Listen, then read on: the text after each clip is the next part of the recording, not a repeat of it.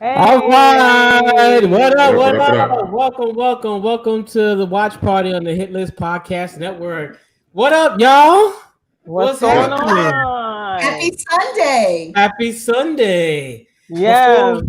Before, let's do the introductions. I'm Sydney, aka As a Kiwi. And I'm Lydia. And I'm Brian St. John. And I'm your girl, Lorena. Hi. Yay! Yes. Before we get started, I just want to take a second to, if you all missed a phenomenal special show we just had this past Thursday on Hamilton, the streaming, the Disney Plus streaming service, the Hamilton show.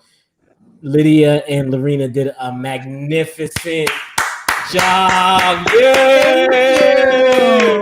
Thank you. If you all missed it, it's available, I think, on YouTube and the streaming services. So please go watch it, like, subscribe to the channel if you missed it. But it was a phenomenal show. It was so informative. Like, I sat there, like, I watched it, I went to the play, but I'm like, I'm learning things as you all are talking. How'd you feel? Like, after the fact, how'd you feel about it? Go ahead, Liz. Oh no! Look, I went and watched it again. Oh my god! Third time. And look, I'm serious. I went and watched it. Like, oh my gosh, this is really good. Like, it's really good. Like, yeah, I watched it another time, so I'm going on time number 3. You know what? I did actually go back and watch it, and I just thought with our guests as well, it really added, it kind of layered in a lot of information, and everybody brought a really different perspective, kind of like we do every night, but having Grace and Dwight and Lisa to add their additional perspectives. I just really liked listening to everybody and hearing where they came from. And it made me want to go back and watch Hamilton again. I'm going to need to set some time aside for that, though. It's 2.5 hours. Yeah. Well, kudos. It was a different experience watching it and watching the show. And I'm sitting there like, typing in the box. I'm like, oh, okay. I feel like Heather and Chrissy and the rest of our comment watchers. But it was awesome, and congrats again. Kudos. Oh, and Sydney, thank you for suggesting Dwight. Oh, yeah. Of course. Yeah. Dwight is a super Hamilton fan, and I said he'll do a more magnificent job than I could ever on that topic. So I said, we got to bring in Dwight. Dwight's been desperate to talk about that with somebody. Look, Dwight hit me up the day before. Was just like, okay, your show that you're doing on Hamilton, I think I may join you. I'm like, Dwight, it doesn't really work that way. You can come in the comments, but I was like, you just don't join. But he wound up going on, and it was magnificent. So kudos. So okay, we got a pack-filled night tonight. We're reviewing the current episode of The Chi, followed by I May Destroy You, the highly anticipated or controversial show. But just to kick off The Chi, who's doing the recap? I can't remember. Brian. Yeah, so it's Kevin's birthday. It's Kevin's birthday, and while everyone's in a celebratory mood and trying to plan something special for Kevin doesn't really seem to be much in a celebratory mood, as Keisha weighs heavily on his mind, his sister. Emmett and Tiffany go on a cannabis run, and of course that leads to be quite interesting with Emmett, who's the ultimate hustler. Ronnie decides to take his grandmother on a memory run back to a jazz club, which turns out to be something different and special. And then, of course, we find out something that happens with his grandmother later on in the show. And Duba, well, we get introduced to somebody special that kind of puts a monkey wrench in his campaign. And then Jake and his brother go through a little bonding experience, and they kind of learn a little bit about each other as well. So let's talk about the show. Okay, let's really get into this ish, right? Let's get into it. Keisha, oh my God, the show has turned into Silence of the Lambs, turned into a horror flick. I'm like, what am I watching? Put I'm the on the edge of lotion my on the skin. Put the lotion on the skin. Yo, In the I'm on the edge of basket. my seat. I don't know what the hell. I'm like, okay, can we just focus on Keisha and put everything else to the side, please? I can't go back and forth. I need it. My heart can't take it. Like Keisha, I'm like, oh my God, I feel so crazy. And they finally revealed to us who the kidnapper is. I don't remember his name, but obviously they snuck him, they weaved him into previous episodes as a background extra. When was he before? Because I was trying to remember. Well, he was when they first were looking for Keisha on the street. Emmett stopped him and gave him a flyer. He was a random jogger. And then the second time, that's right. Yeah. And he didn't want to Right. help out. That's right. Yes, And then yes. the second time we saw him was in the pizza shop with the boys Right. when he gave a donation to the missing fund, and he said okay. he made a comment. So they Yeah. they weave. That's why you got to really pay attention to shows, to extras, and because they always sprinkle the little nuggets in there, the little gems, Easter eggs, as you will. So you got to catch them. But come on, y'all, speak on it. Lorena, speak on Keisha for me. How you feel? I have so many feelings because I'm like, I have to go back. I feel like, why did she lay in the grass when she went outside? Like, why are you in the grass? Like, she jumped outside and was laying in the grass. I was like, girl, get up and run. Right, she's a track star. Run. She's a track star. That's You're what I said. Star. So I'm trying to figure out, like, so he was talking about, she reminded him of this girl that he liked who had the same kind of hair. Ex-girl, but obviously she was never an ex because she rejected him. She rejected him. Yeah, she didn't want to go out with him. And I'm like, I'm really trying to figure out, like, what is wrong with this man? Obviously, there has to be something wrong. You chain this girl up in your basement and you down there brushing her hair and humming show tunes or whatever it is. We know what's wrong with him. It's called an obsession. Well, okay, we just saw this last week with Omar Epps and Nia Long. Yeah. Don't. And we saw it the week before with the BET movie. Listen, it's a recurring theme here. I mean, but it's for me. It's like there's so many layers, right? Obviously, there's a whole thing that we had gone through as a nation with, and still going through with the kidnapping of Black young girls, Black women in general, right? So that is always in the back of my mind, and we've got this on the show. And then I'm like, okay, so Ronnie's in the house. Ronnie has like a real weird kind of sixth sense as well, because he's like, he checking shit out in the house. He's like, yo, I need to use your bathroom. Like all of a sudden Ronnie got to go to the bathroom and Keisha's like screaming and he can hear something, but Ronnie was about to get busted in the head. And I'm trying to wrap my brain around where they're going with it. But I'm gonna let somebody else, because I have so many thoughts. Like, we could talk about this for a while. Go ahead, B. How you feeling, Keisha? I'm a little confused. They're in a house. Mm-hmm. She's not in a basement where it's like soundproof. The vents are there. She's screaming. You can turn up the TV as loud as you want, unless you turn it up all the way and turn the stereo on too. I'm gonna hear the screaming. Also, I'm not letting no homeless man inside my house to use no bathroom. I'm not letting nobody inside my house to use the bathroom. I don't care whether you live across the street. If I don't know you ain't coming in my house. No, I know. We see your house in the background, and it's pretty. Yeah, okay. We understand why you're not letting anybody in. Right, Brian. That's the other thing, right? You got this woman in your basement, but you letting a stranger in your house. Certain things aren't making any sense. And also, I'm trying to understand, is it sexual thing that he has for her, or is it sort of like a nurturing thing? Because I'm confused as to... It's Silence of the Lambs. Remember Silence of the Lambs? It wasn't sexual. It was just this crazy obsession. Go ahead, Liv. Yeah. Go ahead, Liv. It's so weird. It's just, it's creepy and weird. And I mean, I guess maybe that's just it. He is creepy and he is weird, you know. It's like, okay, is it a sexual thing? Whatever it is, but like you're not sure or whatever. But yeah, I felt the same way. Like when Keisha got out and fell flat on her face, you know, Don't from get me there started with that one. I was like, listen, oh, well then now you deserve to be chained up. Your ass. The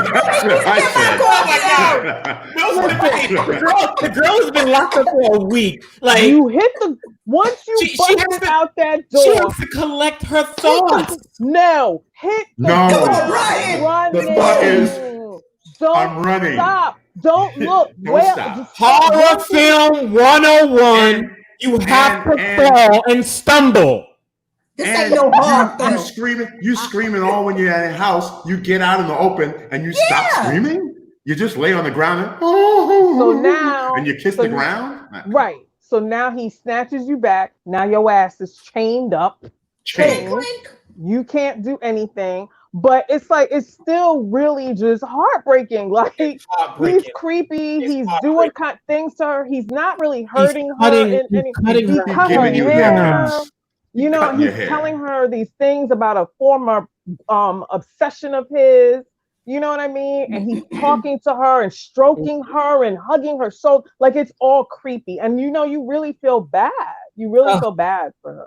You know what's so interesting though? The dynamics of just in terms of those type of people, the crazy ones, how they can just transition into real life and just Yeah. live like Yeah. what you're saying, Sydney, how he was jogging and got the flyer. Like they transition into real life and act as though there's nothing wrong.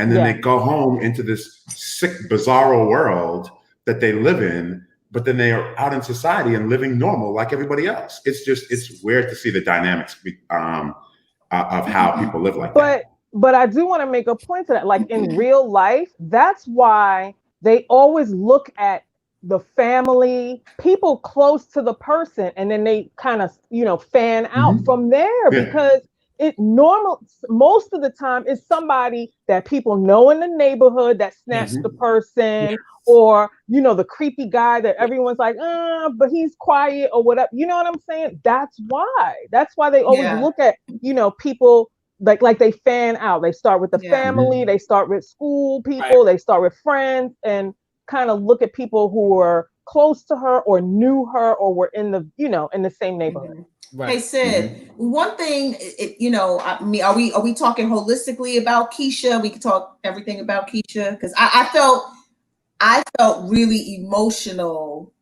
when she called her brother. I'm gonna cry. I don't even know why I'm gonna cry. I'm such a sap nowadays. But she called her brother. She said, "If I'm good, Daddy, can you give me something?" And he gave her the opportunity because she's always been with her brother. Always.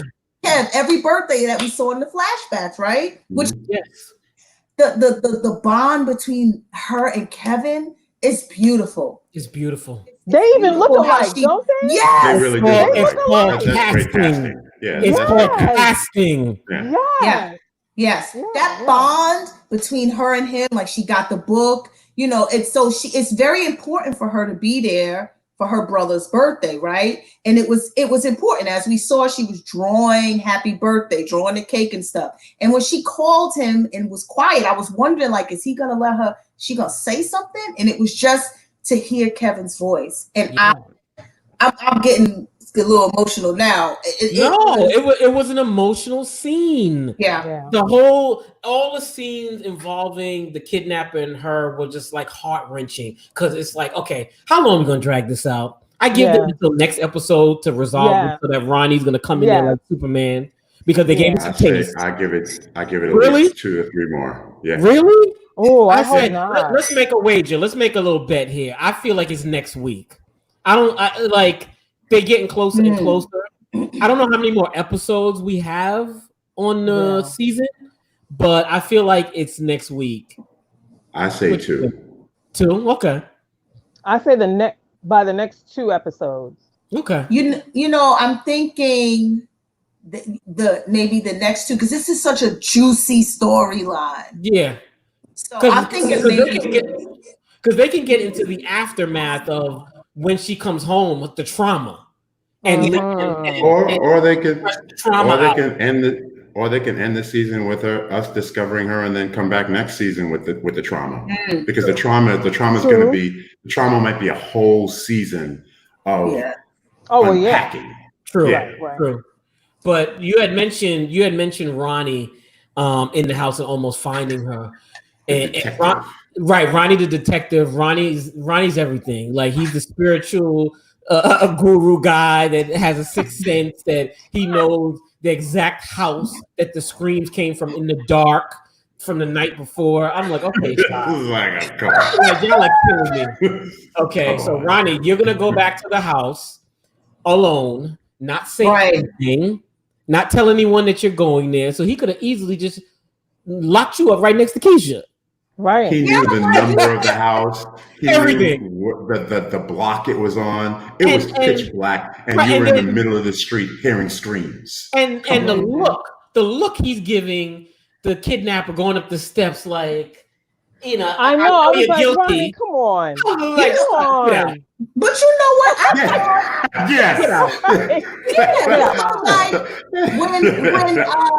When Nina and Dre was sitting on the couch, like wrapping the gift for Kevin, and they were kind of paralleling that with Ronnie at the house, or Ronnie. I kept thinking at any moment, like he did before, that bell was gonna ring and Ronnie was gonna be like, "Yo, I got a sixth sense." Yeah. You know, I kept thinking Ronnie was gonna show up and come and get Dre, because him and Dre, they like Batman and Robin now. They out solving crimes out there.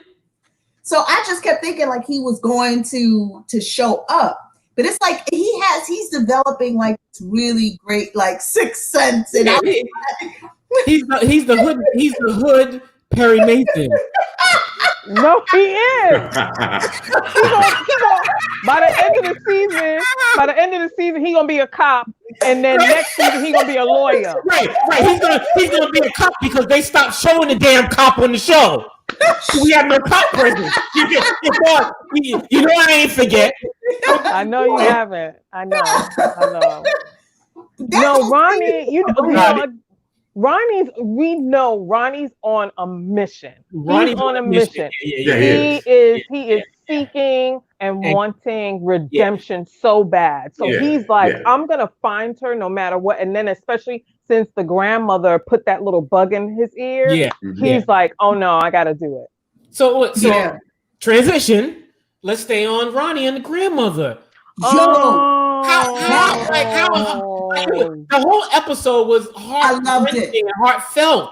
I loved it. That whole thing with him and the dress, that got me. I had to pause it because I was like, you start thinking about your elders, and I thought about my grandmother. I had to pause it. I said, "Oh no, I can't. Not right now." Didn't Grandma look so nice? Oh my God! I thought of my mom. Give her a little taste of the strip club, you know. I said, Grandma can get it. She lived her best life. She was like a wild woman. She was like a little, she was a wild woman. So she was like, okay. And then when they showed her after the strip show, schooling all the young people, talking about Black history. Beautiful. Beautiful. This is how it should be. The elders talking to the young people. Do you realize, have you noticed in every episode, there's like a little history lesson? Yes. In every single episode, they give us a little bit of history. I'm like, okay. It's beautiful. I see what y'all doing. It was a beautiful scene and a beautiful way to wrap up her character and to give her a great send off. With her character, going through all the emotions and then coming back home and then ending with her and Ronnie. It just was beautiful. I get clean of that. The minute she said, "I feel cold," I knew exactly. I was like, "Oh no!" I said, "Lord have mercy, she gonna go." I really felt for Ronnie too, because I was like, "That's your family. That's it. That's it. That was his everything. That was his everything. That's it. And I really, but he gave her a beautiful night out. Yes. A beautiful night out with his grandma. I just was like, It's just like me and my grandma, my great grandma. That I just was like, yes. Saluting to the grandmas. Like I just really love that whole scene with him. Yeah. Okay. Now let's get into Bonnie and Clyde here. Let's get into Emmett and Tiff.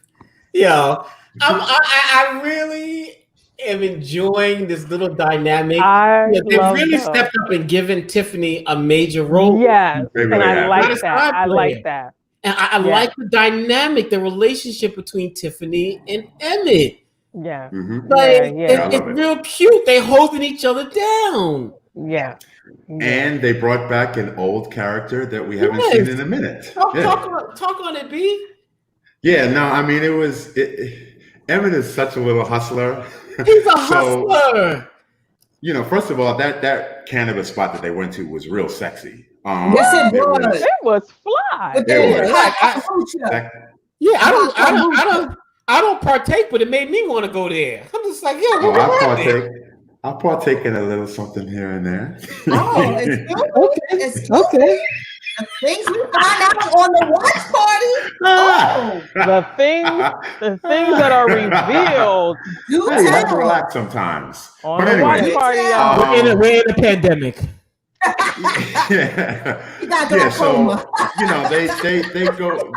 They go together, Bonnie and Clyde, into this little cannabis spot, and right away, like Emmett is hustling for his girl. He's hustling for Tiffany. He's trying to negotiate deals. He's trying to make some profit for her and all this kind of stuff. And you messing up her business. See, he's out of work right now.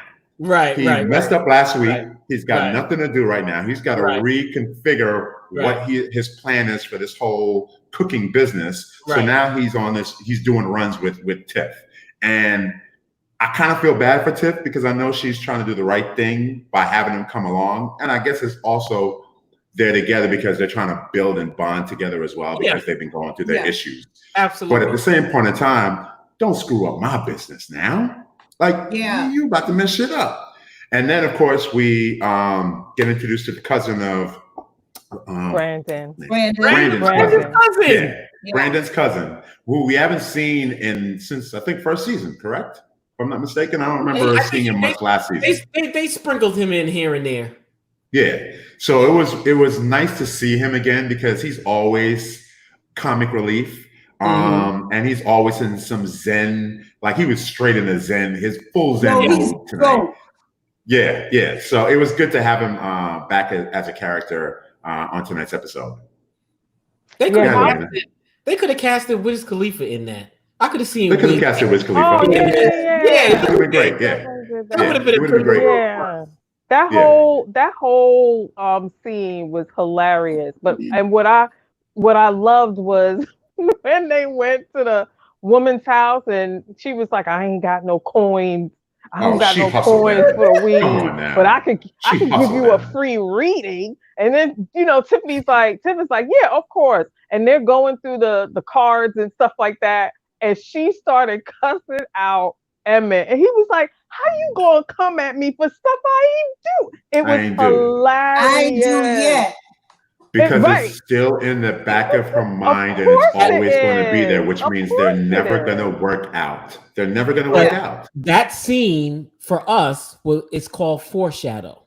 They gave us a little insight of what's going to happen. Yeah. And it's like, damn it, Emmett. Damn it. No, that's why I was like, oh, damn. The way he was eyeing Lala's character. We kind of get a hint there that, okay, he's really, really, really trying hard to, be on the straight and narrow. But, remember, Emmett. See, but here's my disappointment. Is a teenager. Huh? I mean, he's still a kid. No, that's what I was about to say. Yeah. Like, he's still young. He hasn't fully matured emotionally. We talked about this before. Kid. He gets to grown man where he's like doing his business and then he fall back into kid again. So yes, we know that. Here's my disappointment in that scene. I would have appreciated it more if they gave me a twist and the card read for her to be the question mark as a cheater versus him. It's easy to go with him.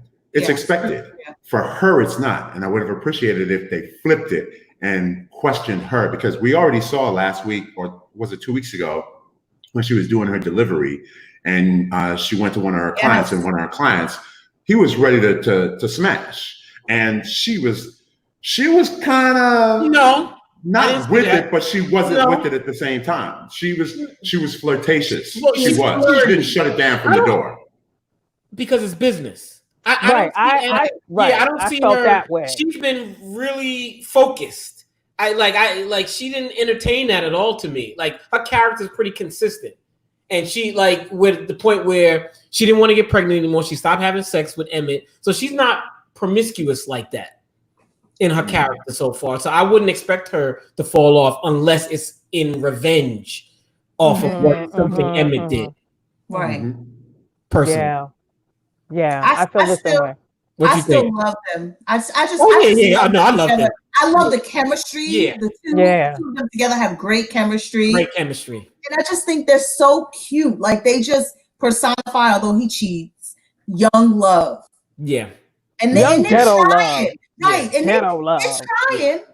They're trying hard, you know. Yeah. And she was like, why you always gotta be so cocky? Yeah.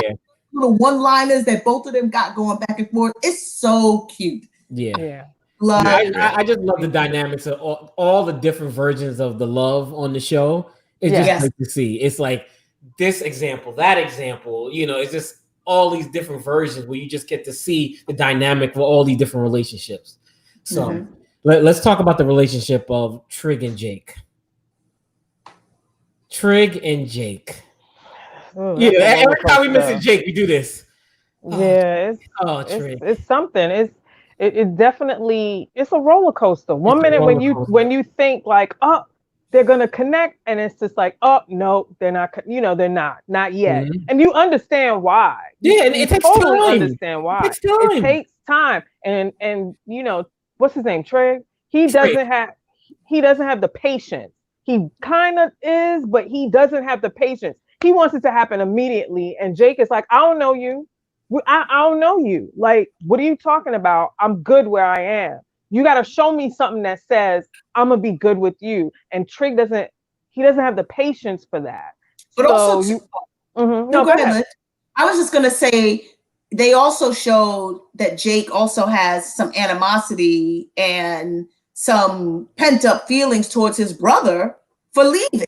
Of course, he asked him, like, you left us, like, so you wanted to go figure out how to be a man, and then you left us with no man in the house. Like, you know, he's like, well, like in my mind, I was like, well, why are you back now?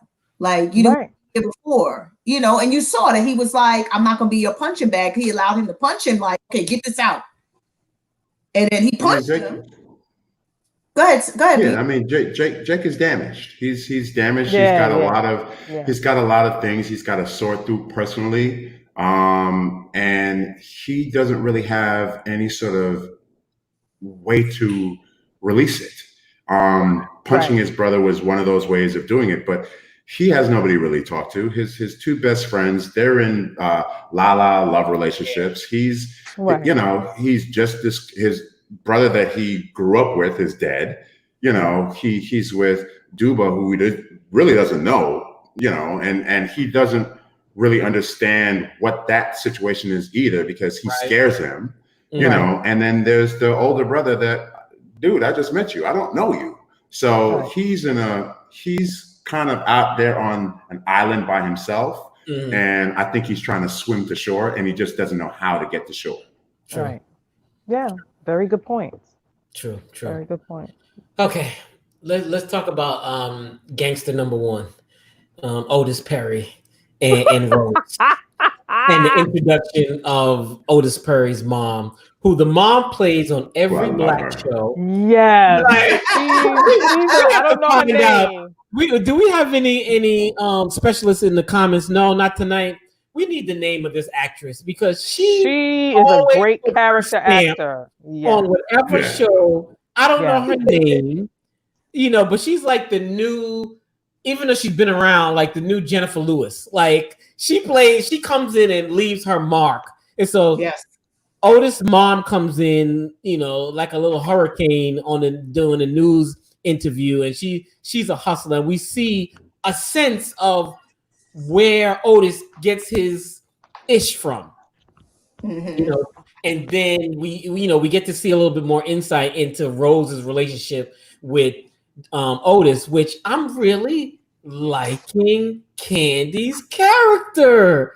Oh, I said, love Candy's character. Yeah. Me too. Me too. I said, I love what Candy's is character. going on here? I said, oh, Candy. Okay, so yeah, y'all talk about it, Lydia. What you got to say? Oh, listen, Candy is playing that role like really well. Like I'm not thinking this is Candy Burris. Like I'm like this dude a white, and she is there. She is not playing. Like she is totally down for him, and she'll kick somebody's ass for him or whatever, and he know it. And I love that because he's like, no, I can't let her out the gate because she gonna bust my mama's ass. You know what I'm saying? That's why he's like, no, chill, don't do anything. I'll handle it. Like, let's just be quiet on it. You know what I'm saying? But I love her role. She's playing the role like she's trying to get a spinoff. Listen, I ain't mad at her. Right now, I'm not mad at her. I'm not mad. Do your thing. But you know, Yeah. Lydia, you knew when he told her, "Don't do nothing." Her personality. She was That's because she was gonna do exactly. That's 'cause what y'all do. That's what. something. What? What? That's Hold what up y'all now. do. We talking about the character. We talking about the character. That's what y'all do. That's what y'all do. We tell y'all don't do it. Y'all. Yeah. But you know You what? on your own, and that would be. Listen, I'm over here. Hey, Lydia, but you know what? That is what we do. We fix your shit. We Hey, I'm not mad. do it. We are the backbone. The backbones. Okay. Own it. We Yes. know what to do. So she was like, let me get her shit. She Right, no, a hustler knows another hustler. Exactly. Yes. Right. She don't know about the money. She presented the little So stack. she got her own little cash. Yes, she She did. got her own stacks. Yeah. She's had I think she's stacks. yeah, I think she's more gangster, to be honest with you. I think she's more gangster than Otis is. I think Yeah. we haven't even scratched the surface of how gangster she is gonna be. We gonna see. We Yeah. gonna see for sure, and I love that. I do. I really love that she's playing like, that strong Black woman role, even though it's not in the best of ways. But I love that she's like, no, if I need to kick somebody's ass up in here, I'm gonna do it because I'm gonna pull the razor out my hair and I'm gonna slice somebody right. Like she's that chick, and he know it. But he's that dude. They fit perfect. They do. They do. Yeah, Like, they do. we're seeing Yeah. more and more that they're a perfect fit. Yes. Mhm. I just want to see more of them. Yes, I do too. I do too. But how messed up is that? Because at the end of the day, Duda could play gangster all he wants, but your mama got on TV and said you ain't shit to the world. Listen, I don't care how gangster you are, that's gonna mess you up. Your mama said you ain't shit. And she repeated it basically in the house. Basically, like that other person's gonna be a good mayor until she saw her son standing there and she got a little shook. She got Well, I think it's a little. I think it's a little shook, and I also think that that's still your son. So I still think there's love there. I agree. I just don't think the respect is there. I don't think she respects him. Because of probably how his ways are, and he doesn't respect her. But the love is still there, which is why he didn't want to talk bad about her, and then and wanted to kind of keep things silent. And he went about the route of, she's just crazy. She's a crazy old lady, because he didn't want to attack his mother. And then he didn't want to do, which is why I thought what Candy's character did was fine. Just pay her off. You're still silencing her, and she signs a contract saying she can't talk. Right. Agreed. I wasn't mad at that. That's smart. She has to be taken care of. That was actually the smart way to do. Yeah. She's a wild card, loose end. So you gotta tie up all those little loose ends. Yeah. Yes, and she's motivated by money, so she did the right thing. Let me give her more money, and she'll be fine. And put her John Hancock on that piece of paper. That seals the deal. You can't talk no more. You can't Right. talk. Yeah. Okay. Right. Last but not least, we all love Big Papa. Love fest for Big Papa. But I want to focus on Kevin before we Yes. roll out. Oh, Kevin's birthday! Happy birthday, Kev! Happy birthday! What a birthday! To we're watching him try and figure out where his boys are on his birthday. That's his only saving grace or sanity. Are his boys, and they're ignoring him because they're planning a birthday party for him. His mom and his moms and his girlfriend Gemma. But he's still going through it.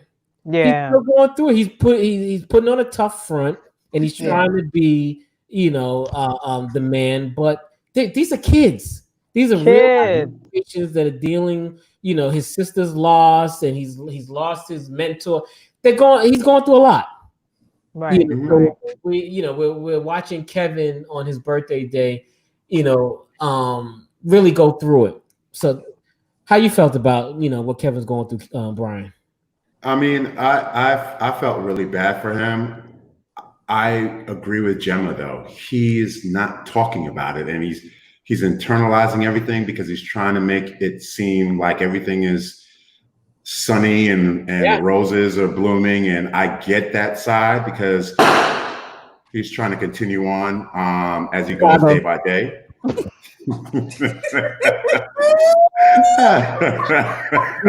We in the shot. It's like, are we in the shot right now? We're in the shot. But at the same point in time, it's like, we see him with Gemma and she's trying to do all the right things as the girlfriend and be supportive and be there for him. And she just wants to talk about it. Like, she wants him to just, I'm your sounding board. I'm your girlfriend. Let me be your sounding board. And then he snaps at her. He's got a lot of things that he's holding inside and he needs to release it. And he's just not doing it. Yeah. And I feel bad for him. I definitely, I felt bad for him, but I also felt bad for Gemma because she really, really cares about him. Mm-hmm. And she was really trying to make his birthday something special. And, obviously it wasn't necessarily her fault that the other two girls knew about his sister, because it's obvious that she talked to her mother about stuff. Like, it's kids, you talk to your parents about what's going on. He's a kid. Yeah. People talk. And her explanation for talking to her mother was right. Right. She was trying to figure out like how to make it better, like how to approach Kevin. And I just felt like because he's like, you know how when you like open up a champagne bottle and everything comes out, he's so tightly wound right now. He's trying to compartmentalize everything that has to deal with his sister. And he's not talking about it. And so the minute she says, I want you to talk about it, he's like exploding. Mm-hmm. That was really minor. That was very forgivable. And I felt so bad when he left her at the pancake place and she was crying. Like my heart broke, to be honest. I'm not giving that iPad back. I'm keeping that gift. Thank you. He left it on the table, Brian. Yeah. But I really felt bad for her because she was really trying her best to make it special for him because she really cares for him. Yeah. She, we talked about it a little bit before. Girls mature faster than boys. So she's like approaching it like, listen, you need to talk about it. But Kevin's not there yet emotionally. You know what I'm saying? And Brandon's not there. That's who he talked to. Right. Mm-hmm. So for seeing him shut down and explode at her, I was like, well, yeah, because he still does not know how to handle those feelings. So his first reaction is going to be no and anger and why'd you do that and storming out. I really felt bad for her. But it was like, yeah, Kevin, he doesn't know how to handle those feelings. And he doesn't understand that Gemma's just like, look, I'm here for you. Like, I just want you to feel better. He doesn't understand that. He just thinks like, why'd you tell somebody? That's all he's focused on. He's a kid. He is. He's still a kid. Aren't these relationships like grown adults? I'm like, these conversations these little girls are having. I'm like, who are No, these I'm little so. girls? But I'm They're so, Well, Gemma, I'm so proud yeah, that they make Gemma's character like that. I love yeah, seeing that. You know what I mean? But that's home training. You know what I'm saying? Like obviously her dad has a strong presence in her life, and you know what I mean? So that's why she's as mature as she is. So Oh, yeah. wait. Speaking of Gemma, remember when Trig was like, "Oh, you like her, Jake?" And Yes. no, I can't stand her. He was like, "Yeah, that means you Mhm. really like her." Because you see how Jake Oh, reacts. yes. Yes. Well, then Time. we need to watch how that develops throughout the season. Then, Yeah, I because can't that wait. might be a little hint of something. Yes. Yes, yes. Yes. You know Mhm. how we do. Mhm. We cuss and we hit little girls. That you like. Oh, can't stand her. Oh, I can't stand her. Oh, I love her. She's so cute. I Run love away. her. I love her. I mean, overall, for me, this was a really great episode for me. I really enjoyed it, and it was a roller coaster of emotions up and down Yeah. throughout the whole episode. So, I give it a 2 thumbs up for me on this episode. How you guys feel, Lydia? Is that your Lydia, give it a Um, rating. Give it a rating. I give it a 5. Mhm. I give it a 5. I'll give it. Oh, go ahead, Lorena. Oh, okay. I will give it a 4.5. Mm. Yeah, Yes. I'm with Lorena. That's what I was going to give it to. Okay. All right. I mean, 2 thumbs up for me is a 5. It was a really solid episode to me, and I was satisfied. All my holes and inconsistencies, I put it to the side in this one. For this one. Really, Sid? No For more, right no now. more questioning about the cop. For this one. But they're going to bring law enforcement in the next episode when they find Keisha. Brian. Keisha ain't going to be found in for another 2 episodes, maybe 3. Oh let's my go. God. Okay. I'm going. So this is the next show we're talking about is I May Destroy You. This is a Yes. show that I've been talking about. It initially came on, I don't know what episode we're on. After 5? Insecure. Yeah. 5 or After Insecure 7. was over. Oh, we're on episode 7. Okay. Yeah. And so initially I was just like, I don't know what the hell this is. This is some crazy shit. You have to get over the English accent and the weird coloring and the lighting of the show and the wigs and just all the graphic, gross shit that was happening. But then as it started to evolve, I'm like, yo, this show's deep. So I'm gonna give you a little intro to the show of what the show is basically about. So after being sexually assaulted at a nightclub, the lead character, Arabella, life changes irreversibly, and she is forced to reassess everything, including her career, her friends, and her family. And so that's basically what this show is about, is what this girl and her surrounding cast and players are going through. And it's really serious and really graphic and in your face. And this is something that I don't think we're used to on television. So it really takes you, it grabs you and makes you really sit down and be like, what am I watching? This is like some next shit. I don't know how to feel. I'm all over the place in my emotions, but it pulls out something from you every single episode. So Lyd, I think it's Lyd. Lyd, are you doing the recap for this one? This particular episode, number 7. So go kick it off. Yeah, so for episode 7, going broke and still unable to finish a draft of her book, Arabella takes a job working alongside Theo at a vegan delivery startup. Birthday girl Terry takes covert measures to ensure Simon won't make a surprise appearance at her party. A lot in this. A lot was revealed in this episode, which I was happy. Right. Because I felt like you said, I mean, I was watching this like, what the hell is going on here.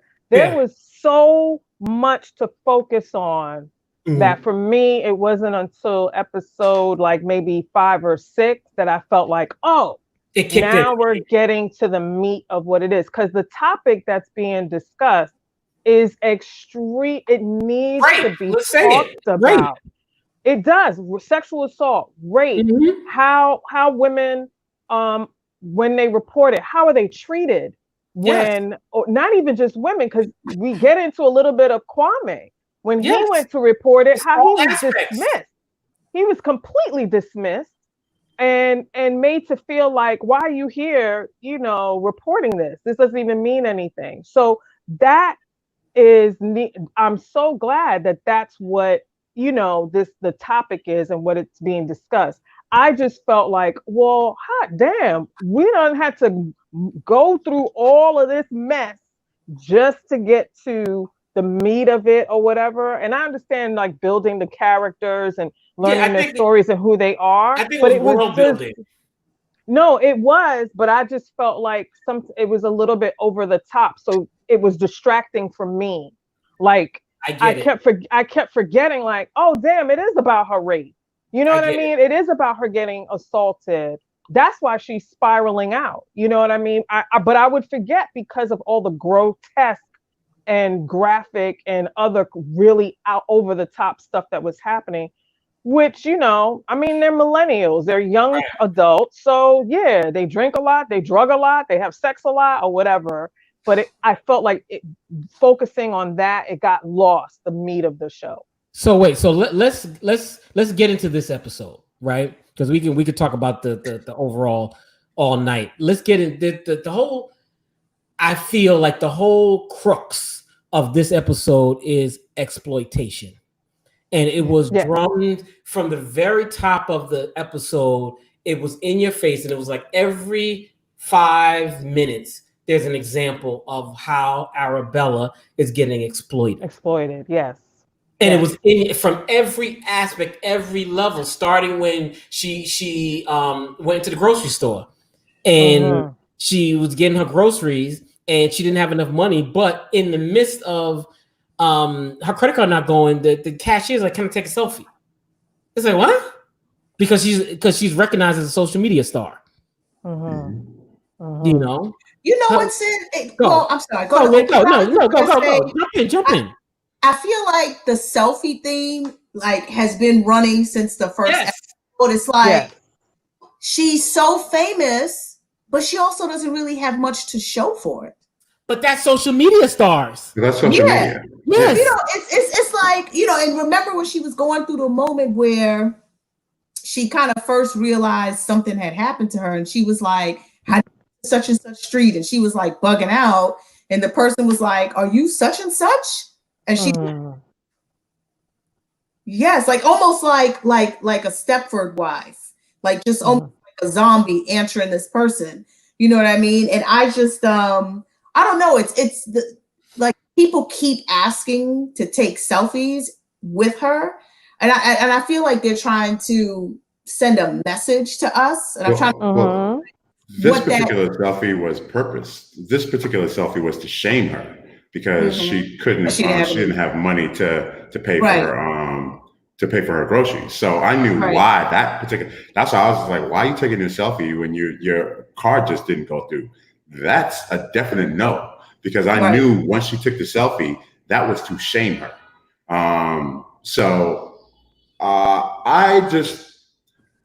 We can talk about this episode, but just in general for me with the show, because I just want to touch upon it. I'm kind of with you, Lydia. Like, it's the context of the show is deep, and the subject matter is deep in terms of rape, and not just rape on females, but also sexual assault on men, especially in particular gay men. So the subject matter is deep. I just can't get past a lot of the other grotesque things that are happening with their personal, everyday interactions and movements. Like what? What is disturbing you?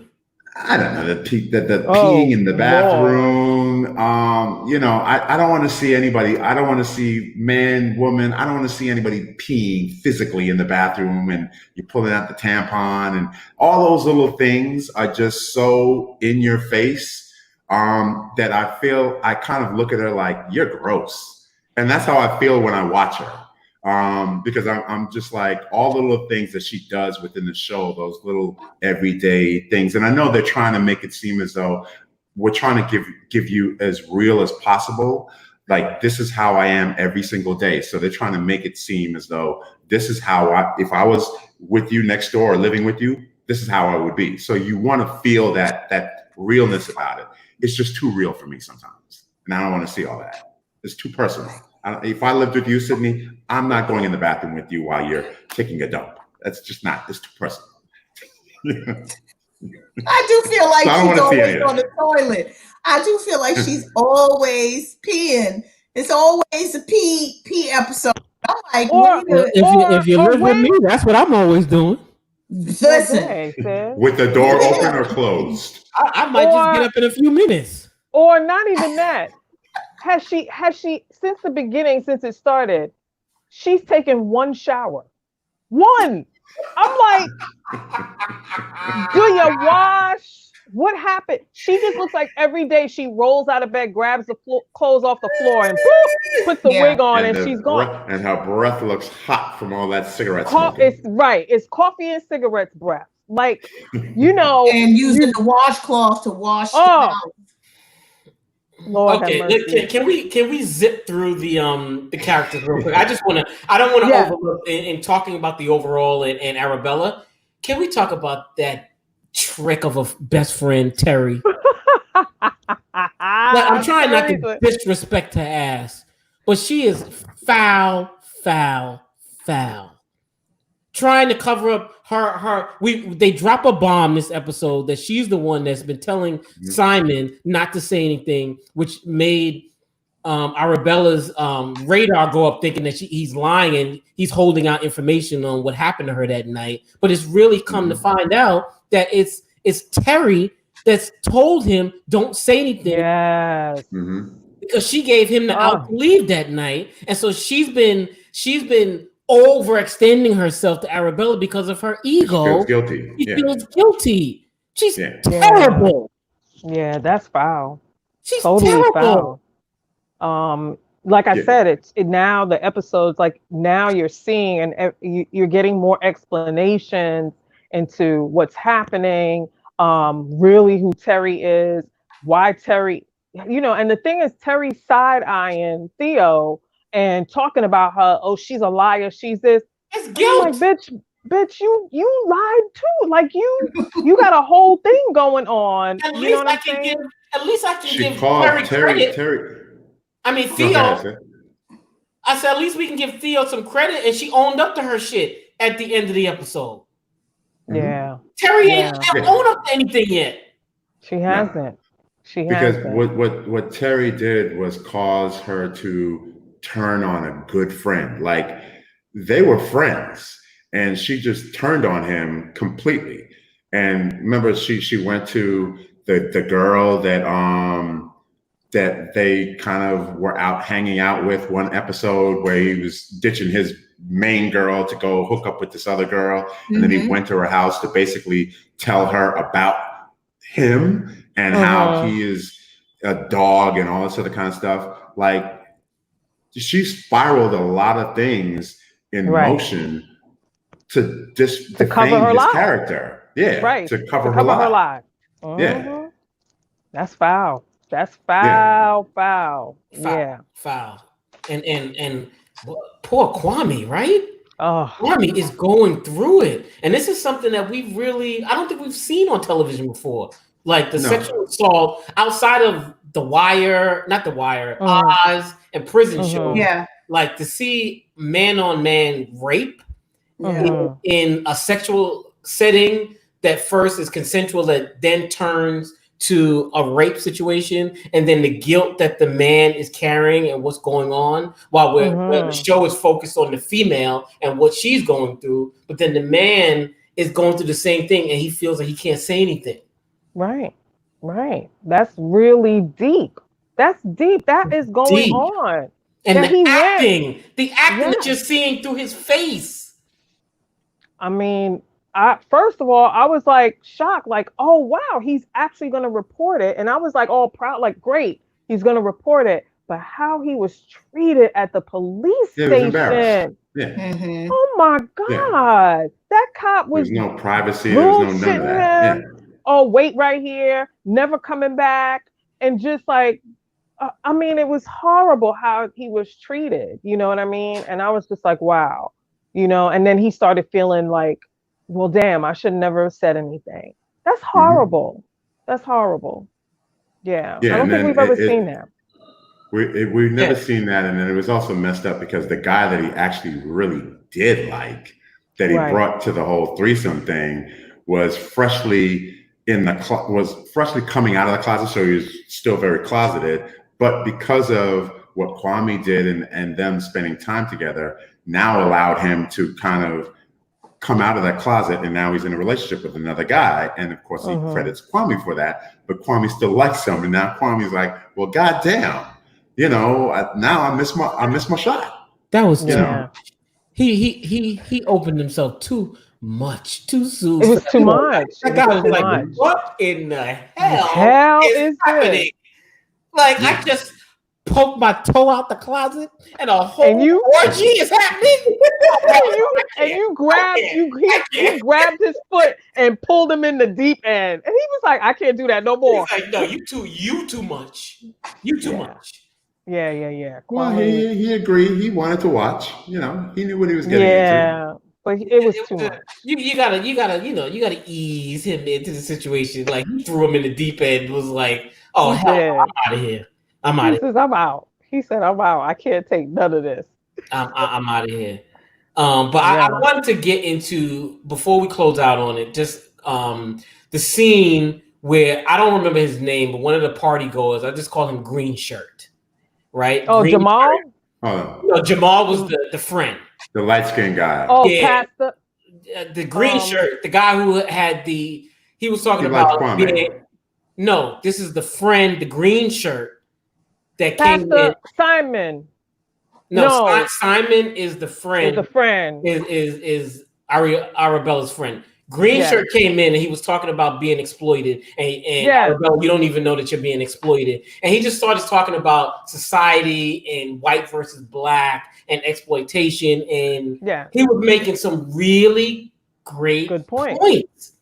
Yeah. Really great points that it's like, okay, I just got a new car, and then because you joined this group of vegan that want to save the earth, you're gonna make me feel shame that I finally get the money to buy this regular car, and now you're saying that I'm not allowed to drive it because you're elitist or you're privileged, and you're saying that I'm going against the green or the nature of the country, so I don't deserve my car that I worked hard for. It's like, no. It's like, I'm tired of this, and I'm tired of your perspective. But I just thought that whole conversation was so on point.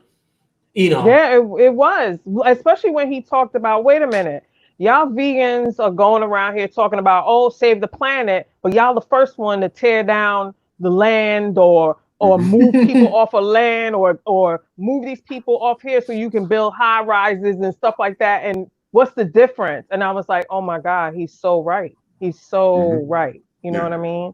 Yeah, it was deep what he was saying. Lorena, what you think? Deep. Deep, right? Deep. One word, deep. No, I agree with what you said. I mean, it is hypocritical. I mean, and we find that in society. It's like, I'm a vegan, but you over here wearing this leather coat. Well, what are your shoes made out of? Right, right. I mean, true vegans, true, not the new Right. vegans. But I mean, we do find things that are, hypocritical and judgmental. We can be very judgy. Yes. As a people, and it's like, listen, you got yours. Go do you. I can't fault you for getting yours and doing what you need to do. Yeah. Right.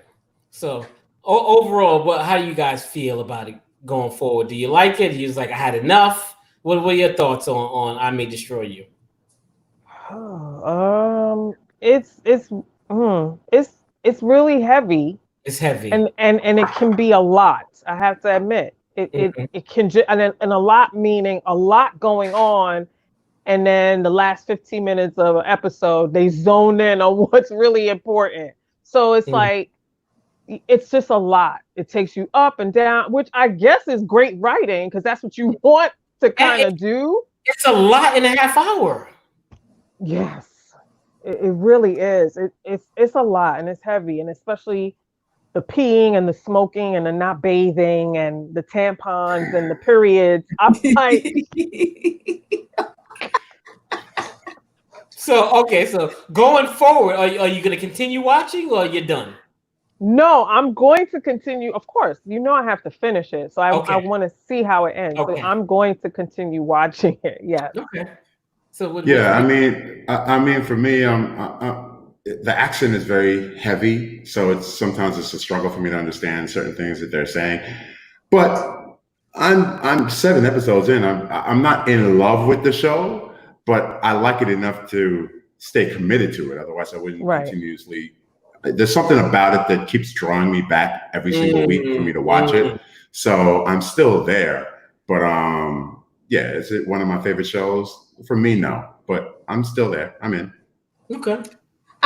I like the show.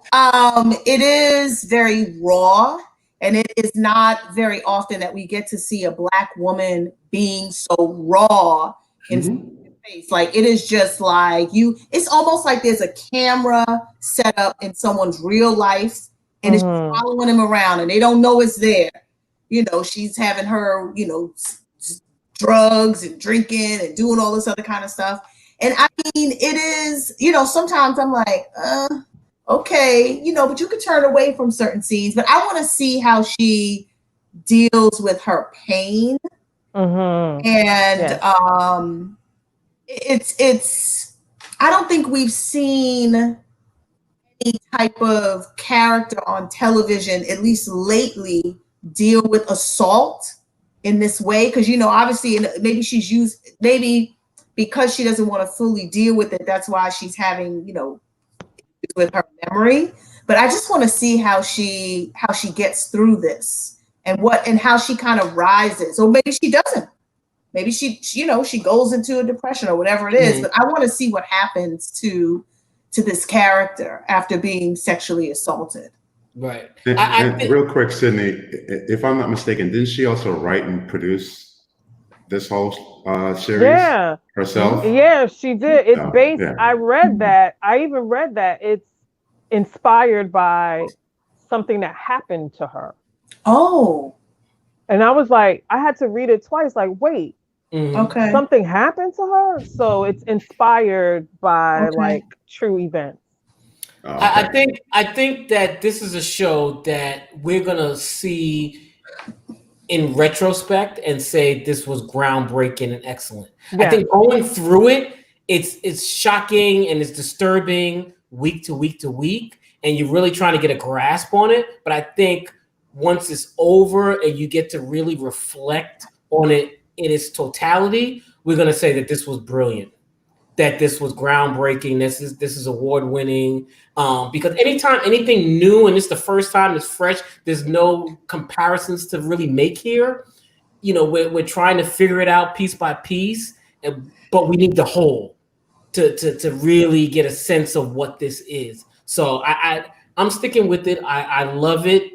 I'm growing with it each week. I thought this episode was really, really good. I give it a 5 for me. And I'm all in. I'm all in on I May Destroy You. So, I'm glad that we were able to cover it tonight. Yeah. Okay. Well, Sid, one other thing, I like the fact that she's not what they would normally cast in these shows, right? Like she's a Black woman. No, she's big, no mistaken her strong. She's a descendant of Whoopi Goldberg to me. It's talent. And whatever the talent is wrapped in, that's what we're given here. Yes. And she's kicking the door down. So again, when I look back at Whoopi Goldberg, I didn't know what to expect. She was just so different looking out there, right? And striking. different. And you have to get past the physical to really get into the art for me with Whoopi in the beginning. And I think that was my issue with the first episode. I didn't like her appearance. You know, I did, and it was hard for me to really get into the substance of the show because I couldn't get past her. That wig. And it wasn't for me, it wasn't until she shaved her head that I said, oh, she's beautiful. Like with the natural and the skin, you know, and then I really was like, okay, you know, so when she put the hair and stuff back on, it's like, okay, that's just a costume. I see the real her now. And so now I can really dive into the meat of it and not just deal with the superficial substance of it. So I'm in. Yeah. So I, you know, that's I May Destroy You, but I'm glad again that we were able to tackle that tonight. And so, yes, kudos. Well, this was a really great show. I really enjoyed this discussion. Another one, just to throw something else out there. I'm hoping that we're able to tackle another show called P-Valley. That is another graphic. I know you love P-Valley. Another graphic show that I think that we should cover. So I'm gonna just put that out there. What's it about? It's about the strip club. Life in the strip club. The you know you like a good bowl arena. Yes. Pimps up hoes down. It's like if they made a 2020 version of Players Club. Players Club. Yeah, Players Club. That's all it is. Go ahead, Lorena. Go get your Vaseline and grease up your pole. Yeah. You know what? I was gonna say something that was not appropriate. So again, you know, folks, watchers out there, we need a name for our watchers, our crew. We need a name like, you know, like the Beehive or something. I don't know. I'm just putting that out there. I don't know. We gotta think about that. The Watchers or something. I don't know. Anyway. Oh, that sounds creepy. It sounds creepy. Anyway, watchers, I hope you had a great show. Again, please like and subscribe to our channel on the various platforms on YouTube, Twitch, and Facebook, and like our content if you enjoyed our discussion in our weekly group here. And come on back next Thursday. All right. So watch party out.